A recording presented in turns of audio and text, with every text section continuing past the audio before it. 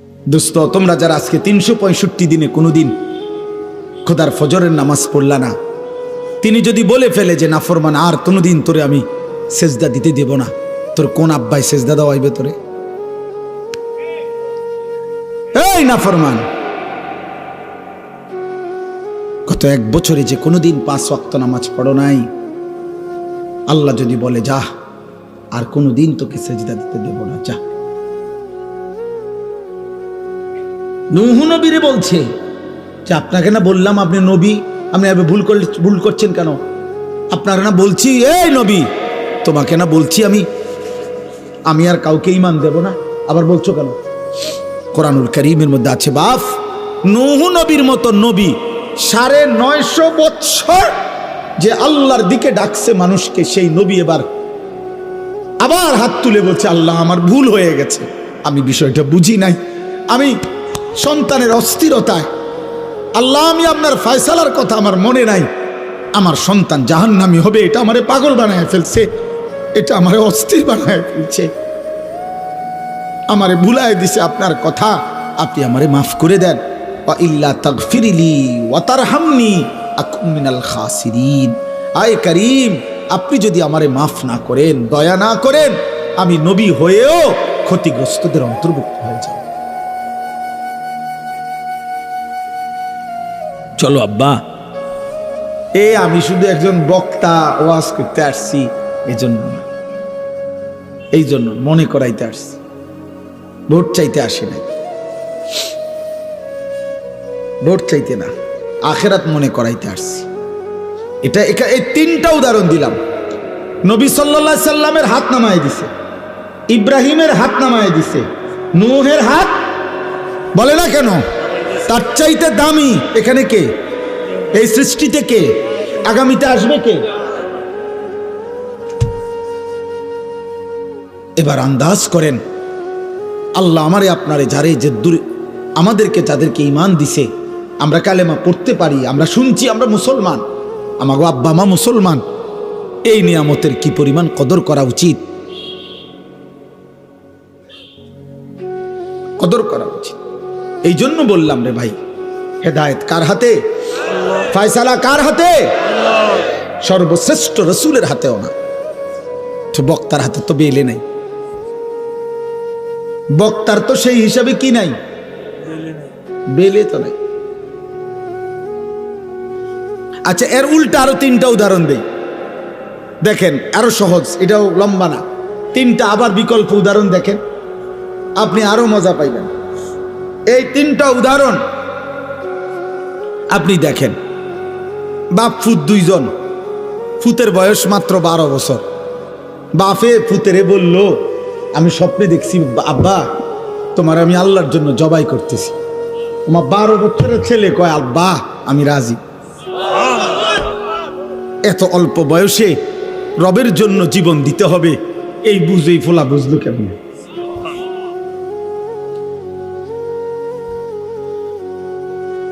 আল্লাহ বলছে দেখো তো এবার ইব্রাহিম আবার ইসমাইল, আমি আল্লাহ 2 জনকেই পূর্ণ ঈমানওয়ালা বানায় দিলাম, এটাও আমার ফয়সালা। আচ্ছা, এবার আবার শুনেন, 10 বছরের একটা ছেলে, সে 10 বছর বয়সে বাড়ির থেকে তার ভাইরা তারে বাইর করে দিয়া কূপে ফেলে দিছে। সে 10 বছর বয়সেই বাবার থেকে বিচ্ছিন্ন, মার থেকে বিচ্ছিন্ন। এরপরে একটা বাজারে কৃতদাসের মতো বিক্রি হয়েছে। একটা বাড়িতে যারা সবাই ছিল মূর্তি পূজক, যারা সবাই প্রতিমার পূজা করত, এই মূর্তি পূজক ফ্যামিলিতে এই ছেলেটা 10 বছর বয়স থেকে বড় হয়েছে, যেখানে তার মা নাই, বাবা নাই, দাদা নাই, দাদি নাই, নানা, চাচা, মামা, ফুফা কেউ নাই, ঈমানের কোনো পরিবেশ নাই, কেউ নাই। একটা মানুষ তাকে লা ইলাহা ইল্লাল্লাহ শোনাবে এমন কেউ ছিল না যার। কিন্তু 10 বছর বয়স থেকে কুফুরির ঘরে বড় হয়ে এই যুবক যখন প্রাপ্তবয়স্কে এক সুন্দরী রমণী তাকে যখন জিনার জন্য ডাকছে, যুবক তৎক্ষণাৎ আল্লাহকে ডাক দিছে। কে তারে শিখাইলো? মালিক। ক্বালা মাআযাল্লাহ। জুলাইখার আমন্ত্রণে ইউসুফ চিৎকার দিয়ে বলছে, আমি আল্লাহকে ভয় করি, আল্লাহর কাছে পানাহ চাই। ইন্নাহু রাব্বি আহসানা মাসওয়াই, আমার সেই আল্লাহ যিনি আমাকে জন্ম থেকে এই পর্যন্ত বড় উত্তম ভাবে লালন পালন করেছেন। ইন্নাহু লা ইউফলিহুজ যালিমুন। ইউসুফ আলাইহিস সালাম জুলাইখাকে মোট 3টা কথা বলছে। 1 নাম্বার বলছে, জুলাইখা তোমার এই হারাম প্রস্তাব থেকে আমি আল্লাহর পানাহ চাই। 2 নম্বরে বলছে, জুলাইখা আমার আল্লাহ আমারে বড় বেশি যত্ন করে লালন পালন করেছে জুলাইখা। 3 নম্বরে বলছে, ইন্নাহু লা ইউফলিহুজ যালিমুন। জুলাইখা কিয়ামত পর্যন্ত মনে রাখবা, কোনো পাপী, কোনো নাফরমান আল্লাহর অবাধ্য বান্দা কখনোই সফল হয় না। কে তারে এই বুঝ দিল? কে? বুঝছেন উনি কে? ইউসুফ। আরেকজন সে হলো যে ছোট্টবেলায় জন্মের পরেই কোলে বাচ্চা, কোলে দুধ পান করা অবস্থায় আল্লাহর হুকুমে তার মা তাকে কুয়াত পানি ফেলে দিছে। বাক্সতে ভরে কি করে দিছে? পানিতে ফেলে দিছে। তাইলে এই বাক্সতে ভরে পানিতে ফেলে দেওয়ার পর থেকে তারে, এই বাচ্চাটাকে আল্লাহ চিনাবে কে? আখেরাত চিনাবে কে? তাকে নেককার চিনাবে কে? কিছুই জানে না। তাকে আল্লাহ তাআলা পৌঁছায় দিছে এমন এক ঘরে, যেই ঘর শুধু কুফুরের ঘর না, কুফরের সর্দার, কুফরের সবচেয়ে বড় দাবিদার, খোদা দাবিদার বেঈমানের ঘরে, ফেরাউনের ঘরে বড় হইছে, ফেরাউনের ঘরে, বেঈমানের ঘরে, খোদা দাবিদারের ঘরে। কিন্তু সেই ঘরে এই কোলের বাচ্চা বড় হইয়া আগামী দিনে এই বাচ্চাই রাসূল হয়ে গেছে। আসমানওয়ালা বলেন, আমি বানাইছি। আমি ফেরাউনের ঘরে তারে আল্লাহ চিনাইছি। আমি জুলাইখার ঘরে তারে আল্লাহ চিনাইছি। সুবহানাল্লাহ, সুবহানাল্লাহ। এই জন্য দোস্ত এই তিনটা 6টা উদাহরণ দিলাম। মূলত হেদায়েত কার হাতে? ফয়সালা কার হাতে? পরিবর্তন কার হাতে? কিশোর ভাই, যুবক ভাই, বয়স্ক ভাই, পর্দার আড়ালের মা বোন, প্রত্যেকে আপনাদের সবার কাছে আমার অনুরোধ, আমি আর লম্বা করতে চাই না। লম্বা করা যাইতো কিন্তু উচিত না, কারণ আশপাশের বাসাবাড়ির মানুষ, তাদের ঘুমের সময় কষ্ট হয়। যত কিছুই আপনারা বলেন, আপনাদের ভাল লাগলেও কিন্তু ঘরওয়ালাদের কষ্ট হয় ভাই। মাইকের আওয়াজ কষ্ট পায় মানুষ, অনেকের ঘুমের কষ্ট হয়, ক্লান্ত মানুষ, মহিলা, অসুস্থ, বাচ্চা।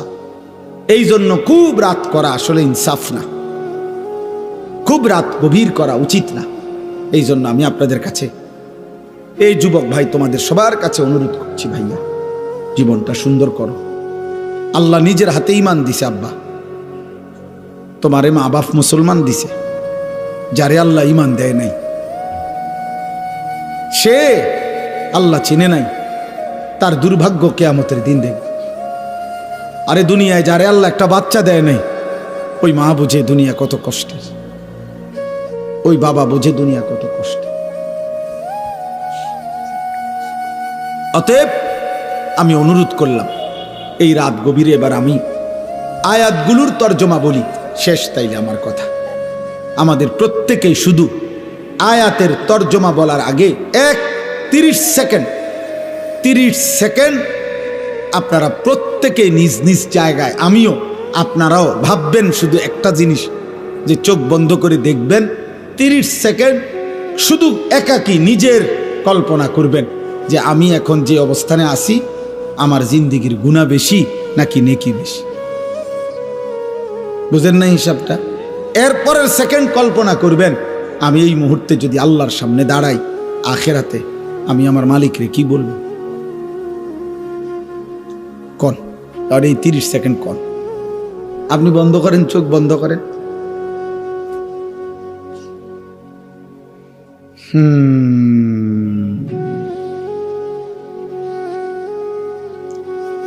বলেন কি মনে হয় বাপ, গুনাহ বেশি না নেকি বেশি? রবের সামনে দাঁড়াইলে কি বলবে, কেমনে জবাব দিবেন?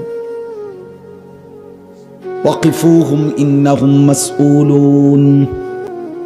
কোরআনুল কারীমের মধ্যে আছে আল্লাহ হাসরের ময়দানে ফেরেশতাদেরকে বলবেন, আমার একজন একজন বান্দাকে এনে আমার সামনে দাঁড় করাও, আমি আল্লাহ এই মুহূর্তে একজন একজন করে আমি নিজেই জিজ্ঞেস করব।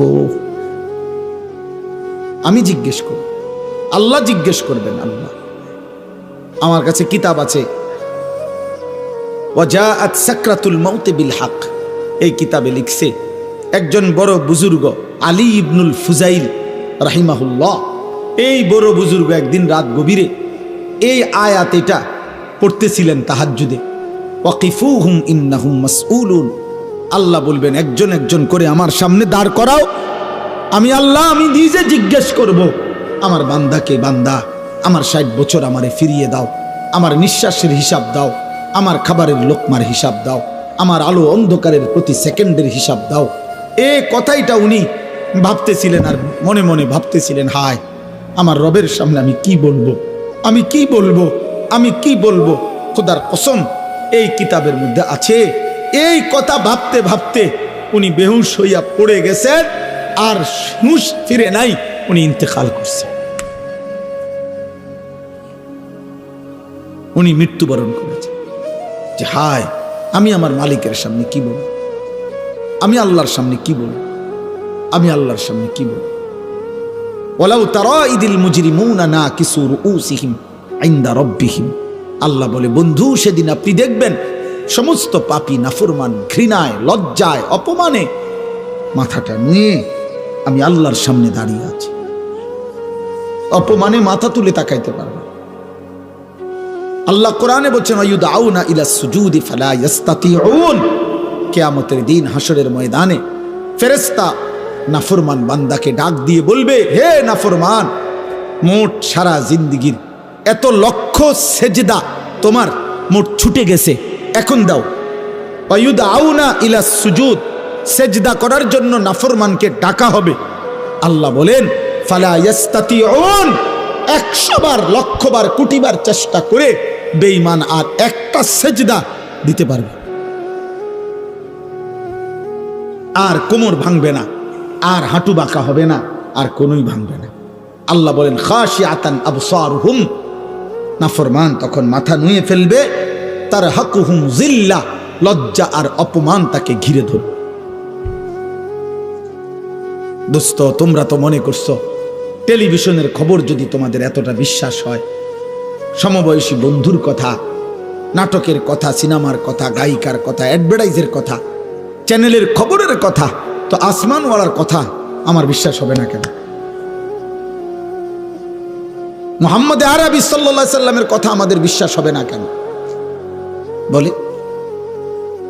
এই জন্য আমি প্রত্যেকটা কিশোর যুবককে খুব মনোযোগ দিয়ে তোমরা ভাই শুনতেছো, মাশাআল্লাহ, আল্লাহ তোমাদেরকে বসার মধ্যে বরকত দান করেন।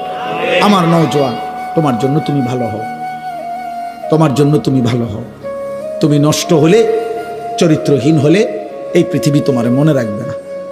কোনো পাপী, কোনো অসভ্য, কোনো চরিত্রহীন, কোনো লম্পট, কোনো বেহায়া, কোনো নাফরমানকে পৃথিবী শ্রদ্ধার সাথে ভালোবাসি স্মরণ করে না, স্মরণ করে না রে আব্বা। আমি প্রত্যেক দিন বলি, ফেরাউন এই নামে পৃথিবীর মানুষ কোনো কুত্তার নামও রাখে না, নমরুদ এই নামে পৃথিবী কোনো কুত্তার নামও রাখে না, আবু জাহেল এই নামে পৃথিবীর মানুষ কোনো কুত্তার নামও রাখে না, আবু লাহাব এই নামে পৃথিবীর মানুষ কোনো কুত্তার নামও রাখে না। কিন্তু সেই বেলাল, যাকে উত্তপ্ত বালুর মধ্যে বুকে চাপা দিয়ে, পাথর চাপা দিয়ে রাখছে, যে একটা কৃতদাস ছিল, যে একটা হাবশি কালো গোলাম ছিল, যে মদিনার মধ্যে মক্কায় যার নিজস্ব বাড়িঘর ছিল না, সেই বেলাল আল্লাহকে রাজি খুশি করছে। আজ কোটি কোটি ইমানদারের সন্তানের নাম বেলাল। বেলাল। অতএব ইমানদারের নাম থাকে, সেজদাওয়ালার নাম থাকে, বন্দিগিওয়ালার নাম থাকে। ওই যে দেখেন, ওই বাচ্চা দেখেন, ও কি পরিমাণ আদরে আছে। দেখেন, এই দেখেন বাচ্চাটাকে, ও কি পরিমাণ আদরে আছে।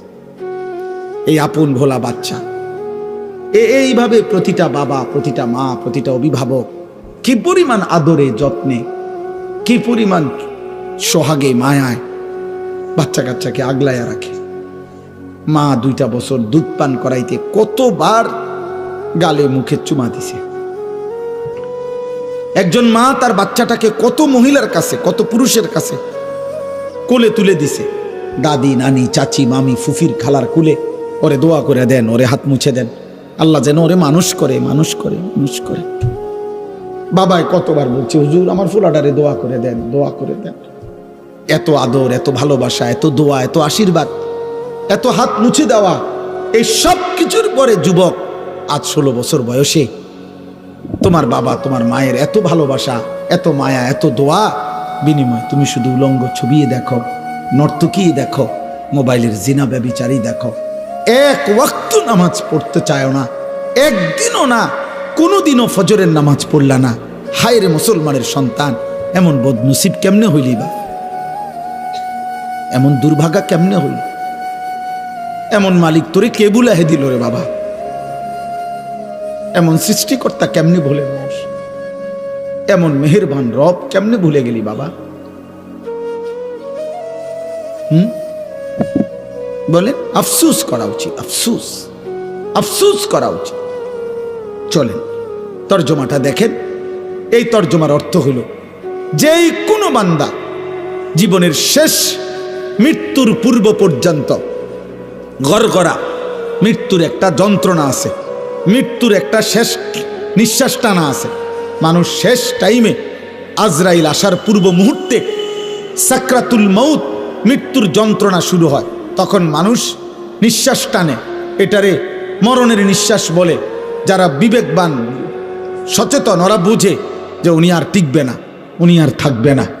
এই নিঃশ্বাস, শেষ নিঃশ্বাস টানার আগ পর্যন্ত, সাকরাতুল মউত আগ পর্যন্ত, গড়গড়া মৃত্যুর যন্ত্রণা আসার আগ পর্যন্ত আল্লাহ রসুল শুনাইছেন, আল্লাহ বলে দিছেন, বান্দা এর পূর্ব পর্যন্ত তুমি যদি কোনো একদিন কোনো সময় তোমার মনে পড়ে তোমার পুরা হায়াত তুমি ভুল করছো, গুনাহ করছো, নাফরমানি বেশি করেছো, তো ঠিক যখনই মনে পড়বে কোনো দিকে না দৌড়াইয়া আমি আল্লাহর কাছে আইসো। ঠিক যখনই আসবা আমার কাছে শুধু 3টা কাজ করবা। তুমি দিল দিয়া বলবা আমি গুনাহ ছেড়ে দিলাম, আর করব না, ওয়াদা দিলাম, আমি মাওলা লজ্জিত, মাফ চাইলাম।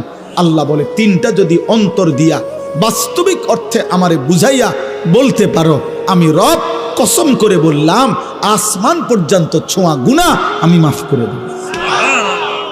তুমি আইসো আমার কাছে, যেদিনই মনে পড়বে তোমার, যেদিনই ভুল বুঝবে তুমি বান্দা, আমার কাছে আইসো, কারো কাছে যাইও না। কুল ইয়া ইবাদিয়াল্লাযীনা আসরাফু আলা আনফুসিহিম, এই যে সূরা জুমার 39 নম্বর সূরা 24 নম্বর পারার 53 নম্বর আয়াত। এই আয়াতটা, এটা অর্থ কোরআনুল কারীমে আল্লাহর মহানুভবতা, আল্লাহর মাগফিরাত, আল্লাহর দয়া, মায়া, রহমত, আল্লাহ তাআলার উদারতার সবচেয়ে শ্রেষ্ঠ আয়াত এই আয়াত। তাফসীরে আছে, হযরত আব্দুল্লাহ ইবনে মাসউদ বলছেন, আল্লাহ নবীর কাছে কিছু লোক এসে বলছিল, হে মুহাম্মদ, তাফসীরে কুরতুবিতে আছে, আমরা কালেমা পড়তে চাই, কিন্তু তুমি কি জানো মুহাম্মদ আমাদের গুনাহ কি পরিমাণ? বলছে মানে? কয় মুহাম্মদ, চুরি কি পরিমাণ করছি আমরা হিসাব নাই, জেনা করেছি কি পরিমাণ হিসাব নাই, মিথ্যা বলেছি কি পরিমাণ হিসাব, পান করেছি কি পরিমাণ হিসাব নাই, ব্যভিচার করেছি কি পরিমাণ হিসাব নাই, খুন করেছি কি পরিমাণ হিসাব নাই। মুহাম্মদ, প্রতিটা গুনার কোনো কুল কিনারা নাই, হিসাব নাই। মুহাম্মদ, তোমার আল্লাহকে একবার জিজ্ঞাসা করো, আমরা তো শুধু শিরিক করি নাই, বরং এই পরিমাণ গুনাহ করছি যে জীবনটা শেষ করে দিছি। এখন তোমার আল্লাহকে বলো উনি কি পরিমাণ মাফ করবে, উনি কদ্দুর মাফ করতে পারবে, ওনারে জিজ্ঞাসা করো। আল্লাহ তাআলা তখন এই আয়াত নাজিল করে বলছে, কুল, হে নবী আপনি বলুন, ইয়া ইবাদিয়াল্লাযীনা আসরাফু আলা আনফুসিহিম, হে আমার বান্দারা, তোমরা যারা তোমাদের পুরা জীবন গুনার উপরে শেষ করে ফেলেছ, লা তাকনাতু মির রাহমাতিল্লাহ, তবুও তোমরা আমি আল্লাহর রহমত থেকে নিরাশ হইও না, আমার কাছেই আসো, অন্যদিকে যেও না। ইন্নাল্লাহা ইয়াগফিরুয যুনুবা জামিআ, আমি আল্লাহ ওয়াদা দিলাম নিশ্চয়ই আল্লাহ সমস্ত গুনাহ একসাথে মাফ করে দিবেন।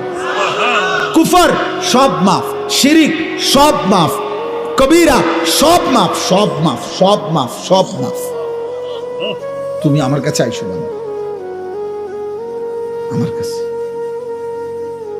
ইন্নাহু হুয়াল গাফুরুর রহিম, আল্লাহ বলে কেন মাফ করব না বান্দা, তুমি জানো না আমি গফুর, সব ক্ষমা আমার কাছে, আমি রাহিম, সব মায়া আমার কাছে,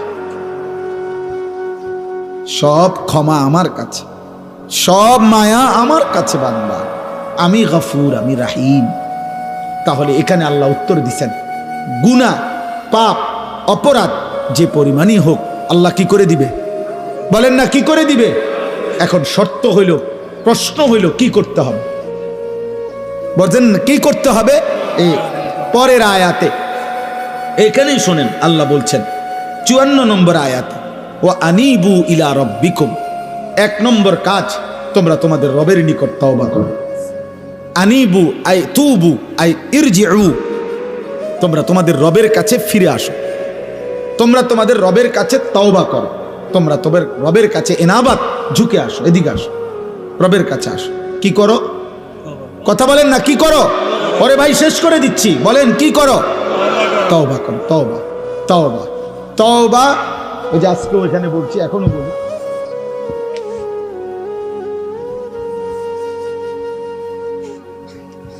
শায়েখের মতো বুঝাই দেয়।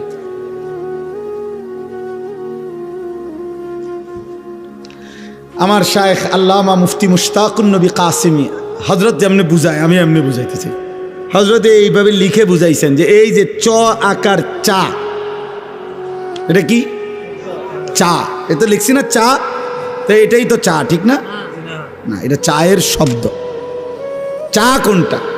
চা পাতা, চিনি, ফানি, তিনটা মিললে যেটা হয় এটা চা, এটা চায়ের শব্দ। এই জন্য তওবা, এটা তওবার শব্দ। আস্তাগফিরুল্লাহ, এটা তওবার শব্দ। কিন্তু তওবা হলো 3 জিনিসের নাম। 1, পূর্বের সব গুনাহ ছেড়ে দেওয়া। 2, আর করব না ওয়াদা দেওয়া। 3, লজ্জিত আর অনুতপ্ত হয়ে আল্লাহর কাছে ক্ষমা চাওয়া। এই 3টা একসাথ করলে যেটা হয় ওইটারে কয় তওবা। ওইটা যদি সত্যিকার হয়, ওইটা যদি দিল থেকে হয়, ওইটা যদি বাস্তবসম্মত হয়, আল্লাহকে তো আর ফাঁকি দেওয়া যাবে না। যাবে? আল্লাহ ভিতর বোঝেনি, আল্লাহ অন্তর বোঝেনি, আল্লাহ দিল বোঝেনি, আল্লাহ বাস্তবতা বোঝেনি, আল্লাহ তাআলা সব জানেনি, আল্লাহ আমার খাসিয়ত জানেনি।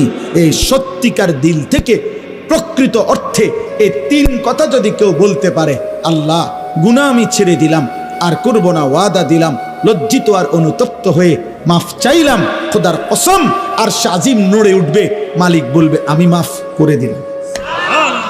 যদি বলেন কদ্দুর, আল্লাহ বলবেন তুই না কবি কদ্দুর। এই বেটা কদ্দুর দরকার তোর, মাফ। আসমান ছোঁয়া মাফ, সমুদ্রের ফেনা পরিমাণ মাফ, হিমালয় পর্বতের উচ্চতা মাফ, মাফ, জমিনের বালুকণা পরিমাণ মাফ, মাফ। লাউ বালাগাত যুনুবুকা আনানাস সামা সুম্মা ইস্তাগফারতানি গফারতু লাকা ওয়ালা উবালি, কোনো পরোয়া করব না, মাফ।